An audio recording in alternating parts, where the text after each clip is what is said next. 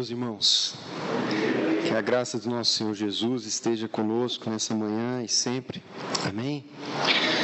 Quero convidá-los a abrirem suas Bíblias comigo no livro de Lucas, capítulo 16. Acompanhe a leitura que farei do verso 1 até o verso 13. Evangelho segundo Lucas, capítulo 16, do verso 1 até o verso de número 13.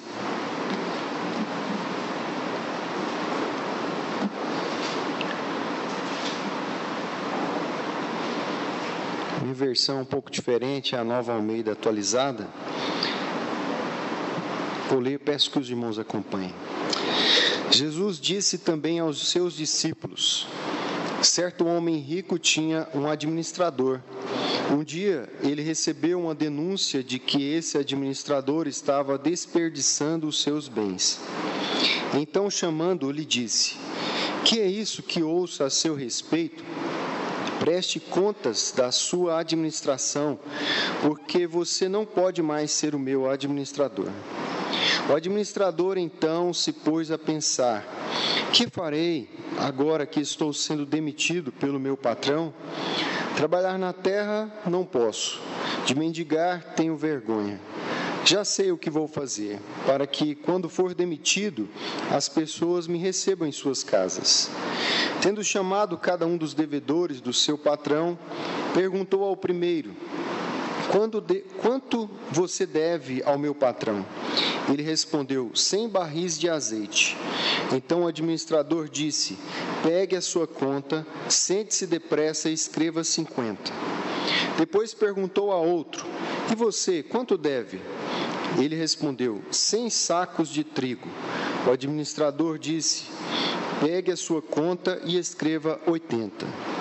E o patrão elogiou o administrador infiel por sua esperteza, porque os filhos do mundo são mais espertos na sua própria geração do que os filhos da luz. E eu recomendo a vocês: usem a riqueza injusta para fazer amigos, para que quando a riqueza faltar, vocês sejam recebidos nos tabernáculos eternos. Quem é fiel no pouco, também é fiel no muito. E quem é injusto no pouco, também é injusto no muito. Portanto, se vocês não forem fiéis na aplicação da riqueza injusta, quem lhes confiará a verdadeira riqueza? Se vocês não são fiéis na aplicação do que é dos outros, quem lhes dará o que é de vocês? Nenhum servo pode servir a 2 senhores, porque irá odiar um e amar o outro, ou irá se dedicar a um e desprezar o outro. Vocês não podem servir a Deus e à riqueza. Meus queridos irmãos, nós estamos tratando nesse mês uma série denominada A Graça de Contribuir.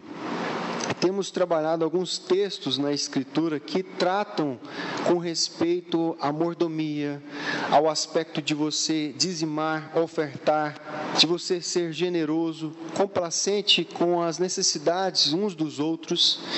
E hoje, meus irmãos, eu gostaria de trabalhar essa parábola com a igreja. Essa parábola que foi dita pelo Senhor Jesus, no contexto em que ele estava com os seus discípulos e também com alguns fariseus e escribas. Ela é dita, proferida logo a seguir da parábola tão famosa do filho pródigo. Naquela parábola do filho pródigo, nós vemos que Deus apresenta 2 irmãos, mostrando assim, tanto a identificação com os publicanos e pecadores, o filho pródigo, e o seu irmão mais velho, identificando-se com os fariseus, aqueles que estavam na casa do Pai, mas não amavam, não administravam aquilo que o Pai lhe oferecia. O dinheiro, meus irmãos, ele é dito que ele nos traz muitos benefícios. Ele é um passaporte universal para nos levar a todos os lugares. O dinheiro também, ele é provedor de muitas coisas. Você pode comprar o que quiser com o dinheiro. Contudo, meus irmãos, o dinheiro não é passaporte para entrar nos céus. E a sua provisão também não nos traz alguns elementos como a felicidade. O dinheiro não traz paz de espírito e paz no coração. O dinheiro não traz saúde, por exemplo. A Bíblia ela nos diz que o dinheiro ele é um provisor universal da avareza e da competição. Alguém estudioso da Bíblia já uma vez disse que o dinheiro ele é um servo maravilhoso, porém ele é um senhor cruel. Ele é um servo maravilhoso, mas ele pode ser um senhor cruel. O apóstolo Paulo, meus irmãos, em 1 Timóteo 6,10, ele nos diz que o amor ao dinheiro é a raiz de todos os males. O dinheiro, de fato, meus irmãos, ele pode sim contribuir, e ele contribui para muito daquilo que nós vemos no mundo de corrupção, de concupiscência. Por isso, meus irmãos, o apóstolo Pedro, em sua primeira carta, no capítulo 1, verso 4, ele aponta para a riqueza que não é corruptível. Lá ele diz que a herança que não pode ser destruída, que não fica manchada, que não murcha e que está sendo reservada nos céus para aqueles que se encontram em Cristo Jesus. É a essa herança que nos aguarda, é essa riqueza que deve nos despertar a motivação e nos conduzir ao longo da nossa vida. É sobre a forma, Deus, meus irmãos, de usarmos essa riqueza é que eu gostaria de tratar nessa manhã. A minha proposta aqui com essa parábola é nós interpretarmos a parábola que vai do verso 1 até o verso 8 e depois nós vamos discorrer sobre os 3 princípios que Jesus apresenta aos seus discípulos sobre obter uma mordomia sábia. Portanto, o tema da nossa mensagem hoje é os 3 princípios para uma mordomia sábia. Para entendermos, meus irmãos, essa parábola, é preciso nós caminharmos um pouco no contexto cultural daquela época. Essa parábola, meus irmãos, provavelmente ela trata aqui de uma propriedade rural que o seu senhor, o dono dessa propriedade, ele tem um administrador. E esse administrador, ou mordomo, ele tinha toda a autoridade para executar os negócios dessa propriedade. Os devedores dessa parábola, aqui provavelmente eram arrendatários, que haviam concordado em ter uma quantidade fixa. Eram pessoas que arrendavam aquela terra e eles combinavam, por meio de um contrato, uma quantidade fixa que ao final da colheita eles pagariam ao dono daquela terra. Essa quantidade, meus irmãos, ela era algo anual. Muito comum naquela época fazer esse arrendamento para o plantio de diversas coisas. No texto nós vemos aqui o plantio de oliveiras e o plantio de trigo. São 2 exemplos que Jesus utiliza nessa parábola. O mordomo, meus irmãos, aqui dessa parábola, ele sem dúvida, ele estava recebendo um dinheiro, digamos que por debaixo dos panos. E essas quantias, elas não apareciam nas contas assinadas pelos arrendatários e que era de conhecimento do senhor daquela terra.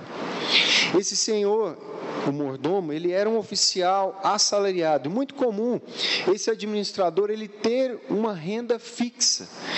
Para administrar os negócios do seu senhor, ele recebia um salário por aquilo. E às vezes poderia até receber uma comissão pelas suas transações. Se fosse um bom negócio, poderia receber algo maior. Mas o que estava acontecendo aqui é que, além disso que ele já ganhava o fixo, talvez as comissões, havia algo que ele estava agindo de forma injusta e o seu senhor tomou conta disso. O senhor aqui da parábola, o homem rico, ele era um homem nobre de caráter. Nós vemos isso porque ele era respeitado pela comunidade. No verso 1, já de início, nós vemos que alguém ou algumas pessoas provavelmente apontaram aquilo de errado que o seu administrador estava fazendo e ele não aceita isso. isso? Ele chama a atenção desse administrador, e no verso 2 aqui, meus irmãos, ele traz uma notificação. Ele fala: o que é isso que ouço a vosso respeito? Ele traz aqui uma advertência, e ele chama a atenção desse administrador que ele o despediria. E ele então pede para que traga os livros para lhe prestar contas. O ponto aqui de despedir o administrador esbanjador mostra o caráter nobre desse homem. Na parábola aqui, meus irmãos, nós vemos no verso 1 e verso 2 a insensatez que condena esse mordomo, e do verso 3 ao verso 8 nós vemos o elogio de uma atitude sábia desse administrador infiel. No verso 1 e verso 2 nós vemos aqui que o Senhor, ele recebe essa notícia de que o seu administrador estava desperdiçando os seus bens, e ele o adverte a respeito daquilo e o notifica a respeito do seu emprego. Ele não teria mais esse emprego, ele seria dispensado, demitido. Nós vemos aqui, antes de nós, às vezes, criticarmos essa atitude insensata, e Jesus estava aqui falando a um público, tanto aos seus discípulos, mas os fariseus também estavam presentes. Nós vemos que Deus é o Senhor de todas as coisas. Um ponto que nós identificamos nessa parábola é que o Senhor dessa propriedade é o nosso Deus, e o mordomo somos nós. Então, antes de criticarmos a insensatez desse mordomo, eu queria convidar os irmãos a analisarmos a nossa vida. Nós precisamos entender que tudo o que nós temos, tudo o que nós somos, pertencem ao Senhor. Se nós olharmos Romanos, capítulo 11, verso 14 e 15, Paulo fala isso de forma clara. A nossa confiança é de que nós não pertencemos a nós mesmos, e tudo aquilo que nós temos é do nosso Deus. Nós somos apenas mordomos. E o que é ser um mordomo? É você administrar aquilo que foi confiado em suas mãos. Deus, meus irmãos, Ele dispensa a todos nós bens materiais. E quando nós falamos de riquezas, de dinheiro, isso vai muito além da administração apenas daquilo que fazemos com os nossos dízimos e ofertas. Se nós devolvermos ao Senhor parte daquilo que Ele nos dá por meio do dízimo, a 10ª parte do que recebemos, isso já é algo maravilhoso. Mas a mordomia, ela se aplica não apenas a esse valor, mas ao restante, aos 90%. É o próprio Deus que nos ensina a administrar essa riqueza. Nós precisamos ter cuidado com relação à nossa mordomia, com o que fazemos com esse restante. Devemos conectar ao Senhor, entender que essa mordomia deve ser algo fiel. Devemos controlar tudo aquilo que fazemos com nossos bens. Isso aplica-se a todas as pessoas. Aquilo que temos não nos pertence, pertence ao Senhor. E Ele nos dá para que possamos administrar de uma forma justa e fiel. Também, meus irmãos, nós somos mordomos do tempo que o Senhor dispensa a nós. Em Efésios 5, do verso 15 a 17, nós vemos a expressão remir o tempo. E essa expressão remir o tempo, ela vem de um mercado. É você estar vendendo algum produto e você estar atento daquela oportunidade de você vender de uma forma justa e que você tenha bons lucros.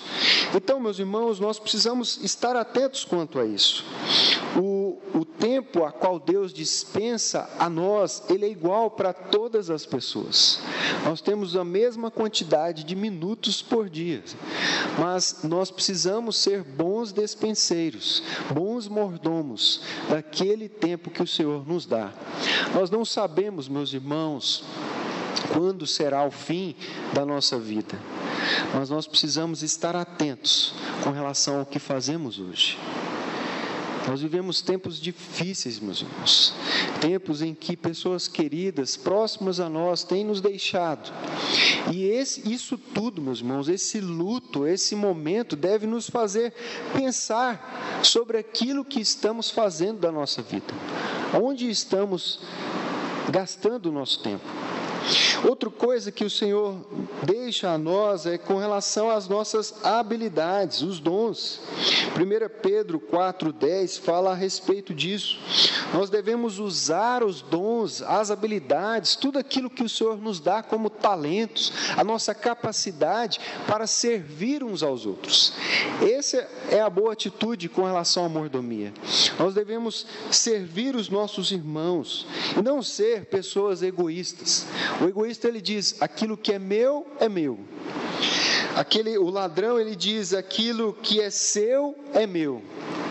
Mas nós devemos agir como pessoas sensatas, pessoas sábias diante do Senhor e dizer, aquilo que o Senhor me deu, eu compartilho. Outro ponto, meus irmãos, é que a igreja do Senhor, ela é mordoma. E isso aplica a cada um de nós, do Evangelho. Nós cantamos aqui uma canção que diz respeito a nós proclamarmos o Evangelho. E essa mensagem de proclamação das boas novas, do Evangelho que tem o poder de salvar o pecador, ela foi dada à igreja do Senhor. É a nós que foi concedida essa administração. Não foi dada aos anjos. O texto bíblico diz que os anjos queriam contar essas boas novas, mas o Senhor dá esse privilégio, esse benefício a nós, de compartilhar uns com os outros o poder regenerador do Evangelho. A igreja do Senhor, ela tem esses tesouros, meus irmãos. Nós precisamos estar atentos com relação a isso. A principal lição dessa narrativa, dessa parábola aqui, é que o mordomo, por ser desonesto, ele usou de uma oportunidade com sabedoria. Nós vemos no verso 1 e verso 2 a sua insensatez. E esse silêncio dele diante do seu Senhor é algo significativo. Porque quando o Senhor o chama para prestar contas, notificam da sua demissão, nós vemos que ele não diz nada. Esse não dizer nada é algo inesperado. Para quem ouvia essa parábola naquele contexto, poderia entender da seguinte forma: o mordomo, de fato, ele é culpado. E a verdade que ele não diz nada é porque ele reconhece que o seu Senhor, ele sabia de toda a verdade.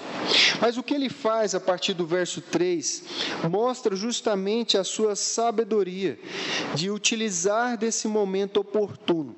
E isso leva a que ele seja elogiado no final. No verso 3 ele diz: o administrador então se pôs a pensar: que farei, pois, agora que estou sendo demitido pelo meu patrão? Trabalhar na terra eu não posso. De mendigar tenho vergonha. Já sei o que vou fazer, para que quando for demitido as pessoas me recebam em suas casas. O que esse homem faz, sem que aquelas pessoas, os arrendatários, ainda soubessem, é chamar esses arrendatários e dar certos descontos no seu contrato. O texto chama a atenção aqui para dois homens. Um que havia plantado oliveiras, e aqui, meus irmãos, a quantidade é enorme. Estudiosos fazem uma relação de que seriam cerca de 4.000 litros de azeite que seriam pagos na produção do ano. É interessante porque a plantação de oliveiras, ela poderia dar uma grande quantidade ou não. E cada planta de oliveira, ela produzia cerca de 25 litros, ou seja, nós precisaríamos cerca de 150 plantas aqui para produzir o suficiente para o arrendatário, como também para pagar aquilo que ele devia ao proprietário daquela terra. O que esse administrador infiel faz aqui é usar dessa oportunidade. O tempo ainda lhe resta. Ele age com prudência e prevenindo quanto ao seu futuro. Ele já sabia que ia ficar desempregado. Ele não tinha habilidades para trabalhar com a terra. E ele é vergonhoso para ele ficar um tempo mendigando. Então, o que ele faz? Ele tenta agir às pressas, de uma forma sensata. Ele se prepara para o futuro. O que ele faz aqui, meus irmãos? Ele busca fazer amizades com os devedores de seu senhor para que o acolhesse quando o patrão o demitisse. Jesus, meus irmãos, aqui, ele elogia a atitude desse administrador infiel. Ele não elogia a sua desonestidade, mas Jesus ele elogia a forma como ele usa a sabedoria. Ele usa o tempo que lhe resta para adquirir coisas que poderiam trazer benefícios para si. Nós vemos aqui no verso de número 8, que o Senhor, o patrão daquele homem, ele elogia o administrador infiel por sua esperteza. Ele faz uma declaração, ele diz: porque os filhos do mundo são mais espertos na sua própria geração do que os filhos da luz.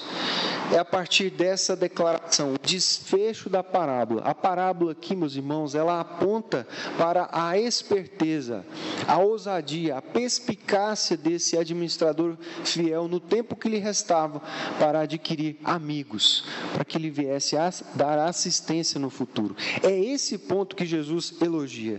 E a partir do verso 9 até o verso 13, Jesus vem tratar alguns princípios. Ele traz 3 princípios para uma mordomia sábia. E o primeiro princípio aqui que nós temos, meus irmãos, é o princípio de usar as oportunidades com sabedoria. O verso 9, Jesus diz: e eu recomendo a vocês, usem a riqueza injusta para fazer amigos, para que quando a riqueza faltar, vocês sejam recebidos nos tabernáculos eternos. Da parábola nós aprendemos que o que temos de bens não nos pertence, nós somos apenas mordomos. De toda a administração nós prestaremos contas ao nosso Senhor, e que nós devemos usar dessas riquezas com sabedoria em prol do reino. O que Jesus está dizendo aqui, meus irmãos, é que nós devemos aproveitar aquilo que não é nosso para usar em prol do reino. E Deus aqui, meus irmãos, Ele traz esse princípio para que nós, na nossa caminhada cristã, ao chegar ao fim, nós tenhamos motivos para nos alegrar.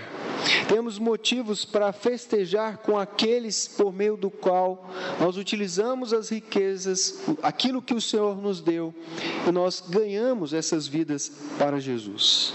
Há pessoas, meus irmãos, que vivem de uma forma desregrada. Elas usam todos os bens a seu bel prazer. Isso não é errado. Deus nos dá toda a condição para termos uma vida de conforto, uma vida de luxo. Nós devemos sim desejar o melhor para a nossa família, para aqueles que estão à nossa volta. Mas nós também devemos pensar o quanto daquilo que nós temos recebido do Senhor podemos abençoar outras pessoas, podemos compartilhar com outras pessoas. Há diferentes formas que podemos fazer isso. Essa semana eu estava assistindo um vídeo de um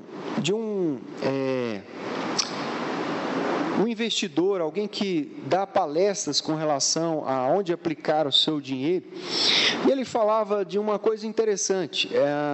Os cartões de créditos geralmente têm aquela ideia do cashback, né? O quanto você gasta, você ganha um valor de volta. E ele falava que muitas pessoas não usam isso.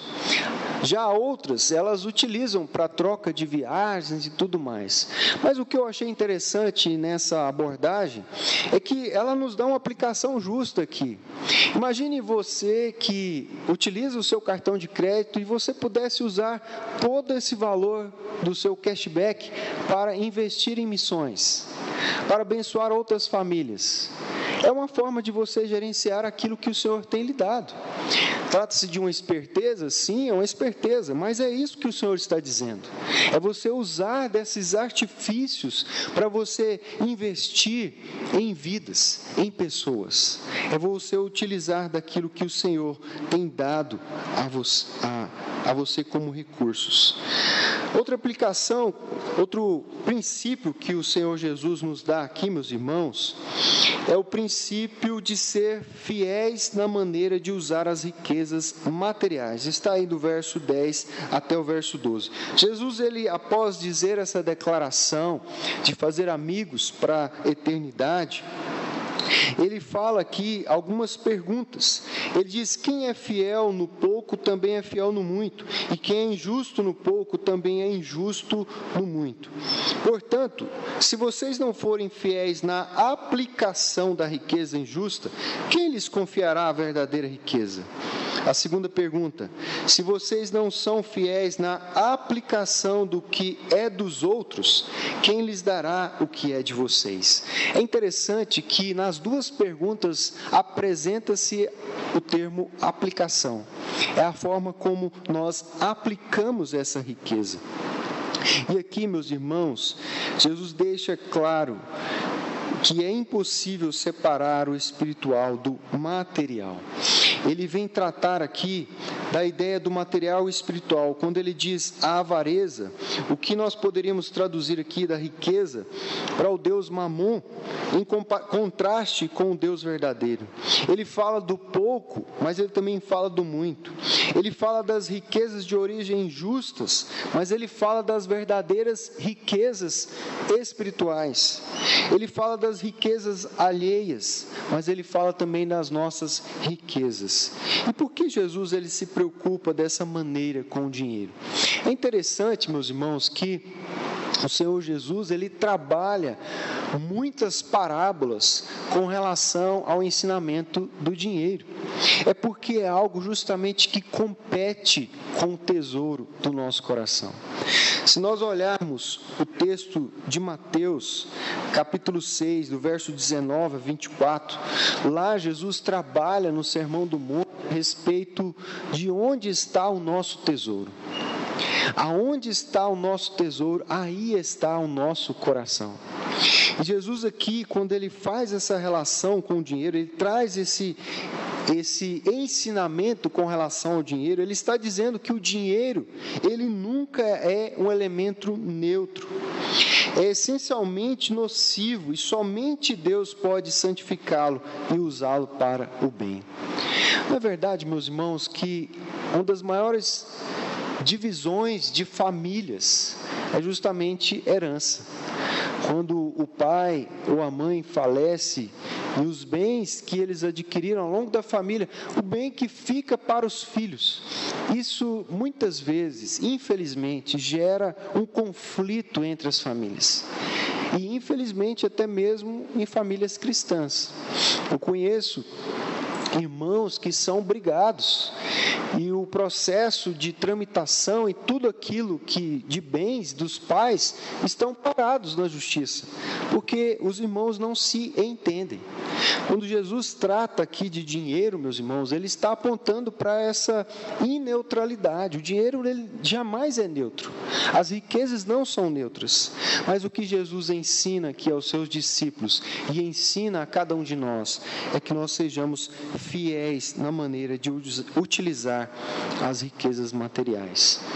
Como nós podemos ser fiéis nessa maneira, meus irmãos? Há diferentes formas, mas aqui, relacionado ao reino de Deus, nós podemos ser fiéis devolvendo os nossos dízimos e ofertas. Podemos ser fiéis abençoando outras pessoas, por exemplo, com cestas básicas. A igreja que ela tem um trabalho missionário junto à Mocidade para Cristo, aqui no município próximo, Senador Canedo, alguns jovens, diáconos já participaram, viram a carência desses irmãos. É uma forma de nós utilizarmos de uma maneira fiel ao Senhor. Quando você abençoa outra pessoa, você está dizendo a ela que, por meio da bênção que você recebeu, você está compartilhando daquela bênção com essa pessoa. Nós precisamos compreender essas formas, meus irmãos. Outra forma é você dar parte do seu tempo em uma conversa. Nós falamos aqui da mordomia do tempo. Hoje em dia é tão difícil nós ouvirmos uma pessoa. Muitas vezes nós queremos só falar, mas há aqueles que dão parte do seu tempo para ouvir, para aconselhar, para caminhar junto, para tomar um café que seja. Isso é tão importante. As pessoas estão carentes hoje. Elas precisam desse tempo de qualidade. E isso é parte da riqueza que o Senhor nos deu. Ele nos dá esse tempo para que nós possamos usar, administrar de uma forma fiel. Como podemos usar desse tempo? Outra forma, meus irmãos, é por meio do partilhar do Evangelho. Nós não podemos perder as oportunidades. Meus irmãos, no mês de dezembro eu fiz uma visita e na casa a qual nós estávamos visitando, a proprietária pediu para que a gente visitasse uma outra senhora que estava doente. Então, para que a gente não chegasse de forma sem que ela estivesse preparada, eu pedi para que ela ligasse, agendasse um horário, para que a gente pudesse estar indo ali orar com ela. Mas foi assim um prazo de 2 a 3 dias, aquela senhora veio a falecer. Aquilo me deu uma dor no coração, meus irmãos. É claro que no nosso coração a gente pensa muitas coisas, mas a gente poderia ter aproveitado aquele momento mesmo, esse protocolo de agendar e tudo mais, impediu que a gente pudesse ter um tempo juntos com aquela senhora. Então não perca a oportunidade, meus irmãos, jamais perca essa oportunidade. A ideia do texto aqui é que você seja fiel ao Senhor ao administrar essas riquezas. Isso se aplica a tudo aquilo que o Senhor tem nos dispensado. Mas o terceiro princípio e último aqui que Jesus nos ensina, meus irmãos, é o princípio de ser inteiramente dedicado ao Senhor e firme em seus propósitos. O verso de número 13, ele diz: nenhum servo pode servir a 2 senhores, porque irá odiar um e amar o outro, ou irá se dedicar a um e desprezar o outro. Vocês não podem servir a Deus e à riqueza. Percebe como Jesus ele coloca a riqueza aqui como algo que compete com o lugar que deve somente ser entregue ao Senhor. É um ídolo. Os jovens estudaram aqui, estão estudando ainda, os deuses falsos, Tim Keller. Ele trabalha muito bem essa questão da riqueza, o dinheiro, o poder que isso traz e a competição disso para com um local que só pertence ao Senhor. A riqueza é um desses ídolos que nós muitas vezes colocamos em nosso coração que compete com o Senhor. E Jesus ele é enfático em dizer que nós jamais poderemos servir a 2 senhores. Isso requer de nós o que, meus irmãos? Dedicação inteiramente e exclusiva ao nosso Deus. Precisamos enxergar aquilo que porventura compete no nosso coração com o Senhor. Isso se aplica aqui no texto, claro, meus irmãos, a riquezas, ao dinheiro, aquilo que nós ansiamos, nós buscamos, aquilo que é a motivação pela manhã, quando nós levantamos e enfrentamos as lutas ao longo do dia. O que está ali motivando o nosso coração? Será que é uma vida em serviço e glória ao Senhor? Ou será que é para atender aos desejos e prazeres da nossa carne, aos nossos intentos pessoais? Não que isso seja errado, meus irmãos, mas nós precisamos analisar a hierarquia de todas as coisas. O primeiro lugar no nosso coração é ao Senhor. E por que eu saio para o trabalho? Porque eu tenho uma família, eu preciso cuidar dos meus filhos. Por que eu me esforço para alcançar aquele sucesso ou a promoção ali no meu trabalho? É porque eu ganhando mais, eu vou ter mais condição de servir melhor a minha família e servir uns aos outros. É muito triste, meus irmãos, quando nós vemos pessoas que pedem orações, que buscam ao Senhor para que Ele lhe conceda um determinado trabalho, um concurso público, por exemplo, ou uma transferência de uma localidade, ou até mesmo de uma promoção no seu trabalho. Mas raras são aquelas que voltam para agradecer ao Senhor. Ou às vezes agradecem por um tempo e logo se esquecem da bênção que o Senhor deu a elas. Nós precisamos levar a nossa vida, meus irmãos, sempre firmes no propósito de agradar ao nosso Deus, de servir ao Senhor, de dar a Ele, devolvendo tudo aquilo que é parte daquilo que Ele tem nos dado. Jesus, meus irmãos, Ele exige nesse texto a nossa integridade, a dedicação total a Deus, que o coloca acima de todas as coisas. Mateus capítulo 6, verso 33, eu queria ler com os irmãos.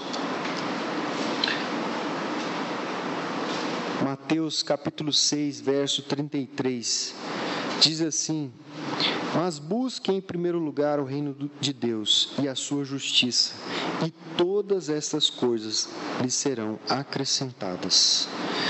Esse é o enfático chamado do Senhor para a vida cristã, para que nós possamos ser bons mordomos. Compreendamos que tudo aquilo que temos não nos pertence, que tudo aquilo a qual nós administramos, um dia nós prestaremos conta, e de que nós devemos viver com sabedoria, agindo de forma digna e fiel ao nosso Deus. Como cristãos, meus irmãos, nós devemos investir a vida para o bem de outros e para a glória de Deus. Devemos viver como despenseiros e usar fielmente as oportunidades recebidas de Deus, entendendo que um dia nós prestaremos contas ao Senhor daquilo que fizemos com tudo o que Ele nos deu, de modo que convém dar ouvidos aos princípios que Jesus nos traz a respeito dessa mordomia fiel. Quais são eles? O princípio de usar as oportunidades com sabedoria, o princípio de ser fiel na maneira de usar as riquezas e o princípio de ser inteiro e dedicado ao Senhor, firme em seus propósitos. Que o Senhor Jesus nos ajude, meus irmãos, ao longo de toda a nossa vida. Vamos orar? Querido Deus, eterno Pai, nós somos gratos ao Senhor, porque o Senhor tem nos dado, Deus, uma vida repleta de riquezas, de abundância, ó Deus. Muito mais aqueles que estão em Cristo têm recebido benefícios eternos, celestiais. Mas, ó Deus, nós somos falhos, somos pecadores. Nós temos um coração, ó Deus, muitas vezes egoísta, que olhamos, ó Deus, apenas para nós. Mas tenha misericórdia, ó Deus, do Teu povo.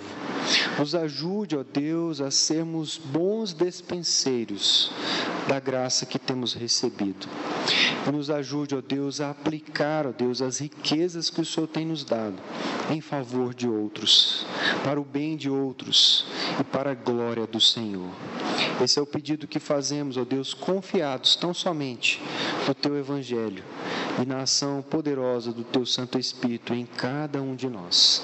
Nos ajude, Senhor, em nome de Cristo Jesus. Amém, Senhor. Amém.